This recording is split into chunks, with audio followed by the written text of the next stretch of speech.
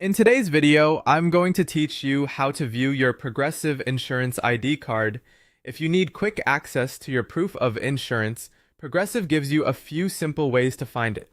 The easiest option for most people is using the mobile app, but you can also access your ID card online, check your email, or request a paper copy if needed.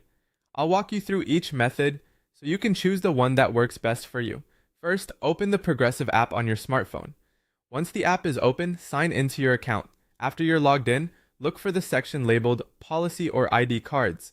Depending on your app version, the wording may be slightly different, but both are meant to take you to your insurance documents. From there, you can view your digital insurance ID card directly on your phone. In many cases, you'll also have the option to download it or save it for easy access later. This is especially helpful if you want to keep a copy available while traveling or in case you don't have a strong internet connection when you need it.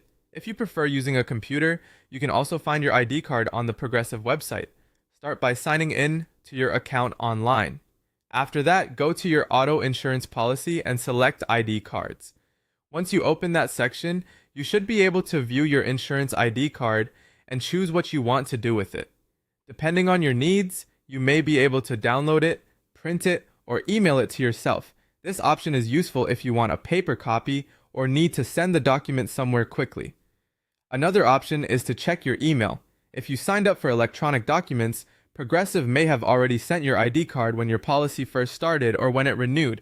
Searching your inbox can save time, especially if you only need to pull up the card once and don't want to log in right away. If you need a physical version, you can request one by contacting Progressive customer service or your insurance agent and asking to have an ID card mailed to you. That can be a good backup if you prefer keeping a printed document in your vehicle. One final thing to remember is that most US states accept a digital insurance ID card, but some exceptions may apply. If you're not completely sure what's accepted where you live, it's smart to carry a printed copy too.